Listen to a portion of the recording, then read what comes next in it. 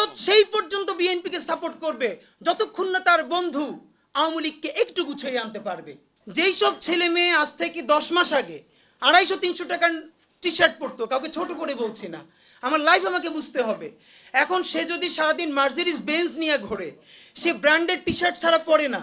আমার ফোনটা আইফোন হলে তো আমার আপনার জিজ্ঞেস করতে পারতে হবে যে তুমি ইউনিভার্সিটিতে স্যালারি পাও এই কয় টাকা, তোমার বাসা ভাড়া এই কয় টাকা, তোমার আইফোন দিছে কে? যদি কেউ মাগনাও দিয়ে থাকে তাহলে সেইটা আমাকে কোন কারণে দিচ্ছে, এটা তো আমাকে আপনাদের জিজ্ঞেস করতে হবে। তো আপনারা কি আমাদের সেই ছাত্রদেরকে জিজ্ঞেস করি? মুশকিলটা হলো যাদেরকে দিয়ে বিপ্লব করবেন তারাও আসন বিন্যাস নিয়ে ব্যস্ত আছে। মানে আমি সেই পর্যন্ত বিচার চাইবো যতক্ষণ না পর্যন্ত আমার প্রত্যাশিত এই কয়টা আসন আমাকে না দিবা। আমরা এই অমুক দল থেকে এই কয়টা আসন চাইছি এবং এই আসন চাইছি, যদি দিয়ে দাও তাহলে আর বিচার নিয়ে কোনো কথা নাই, তাহলে আর কোনো সংস্কার নিয়ে কথা নাই। আর যখনই তোমার সাথে আমার মীমাংসা হবে না, বিএনপির সাথে আমার ভোট টোট নিয়ে ঝামেলা হয়ে যাবে, তখনই আমার বলবো বিচার। এর মানে বাংলাদেশের মানুষের নসিব খারাপ, কপাল খারাপ যে এরকম অভূতপূর্ব একটা অভ্যুত্থান করবার পরে তাকে ট্রাস্ট করবার মতো 18 কোটি মানুষের মধ্যে একটা মানুষ নাই। এর সে বদনসিব হয় না যে এই লোকটার দিকে চক্ষু বন্ধ করে বলা যায় এই ছেলেটা এই মেয়েটা মরে যাবে কিন্তু দুর্নীতিগ্রস্ত হবে না, এই ছেলেটা এই মেয়েটা মরে যাবে কিন্তু ভারতের সেবাদাস হবে না, স্বাধীনতা সার্বভৌমত্ব বিকিয়ে দেবে না।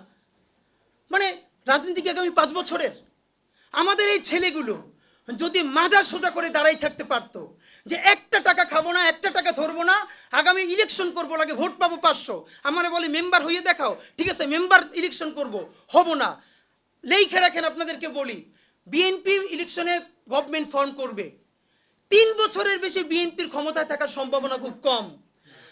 ভারত সেই পর্যন্ত বিএনপিকে সাপোর্ট করবে যতক্ষণ না তার বন্ধু আওয়ামী লীগকে একটু গুছিয়ে আনতে পারবে।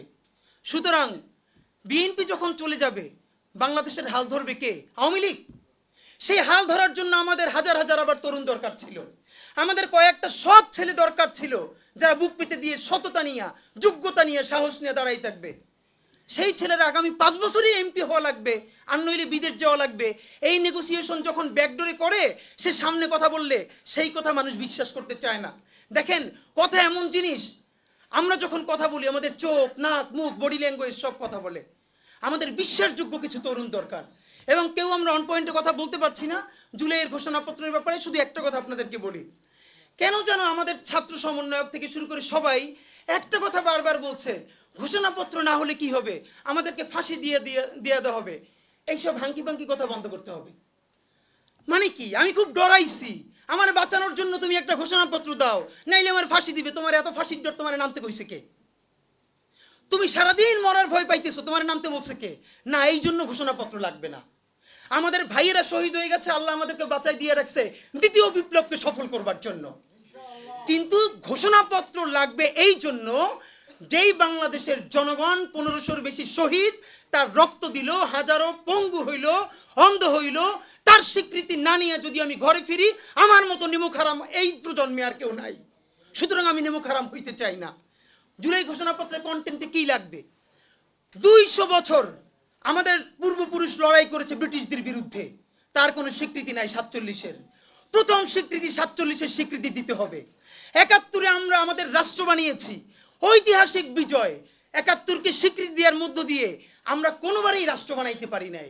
24-এও আমাদের রাষ্ট্র গঠন হয় নাই। 71-এ ভারত, এটা তো এখন ওপেন সিক্রেট, সে বই পর্যন্ত আছে যে আমাদের সংবিধানের প্রস্তাবনা পর্যন্ত ভারতের থেকে লিখে দেওয়া হয়েছে, এখানে জাস্ট এসে কপি পেস্ট করা হয়েছে। সারা দুনিয়া আমাদেরকে শেখানো হয়েছে কি আমরা 9 মাসের মধ্যে একটা পৃথিবীর সেরা সংবিধান বানাইছি। না, এটা কোনো সংবিধান ছিল না, দুনিয়ার যেখানে যা ছিল কপি পেস্ট করে দিয়ে দিছে। এই জন্য তো এই সংবিধান, এটা মুজিববাদী সংবিধান, এটাকে লাল কার্ড দেখাতে হবে। সুতরাং আমাদের জুলাই ঘোষণাপত্রে 47 লাগবে, 71 লাগবে। 24-এর শহীদদেরকে জাতির শ্রেষ্ঠ সন্তান হিসেবে ঘোষণা দিতে হবে। আমাদের যারা আহত আছে তাদেরকে নিয়ে রাজনৈতিক দলের কি প্রস্তাবনা সেটা জানতে হবে।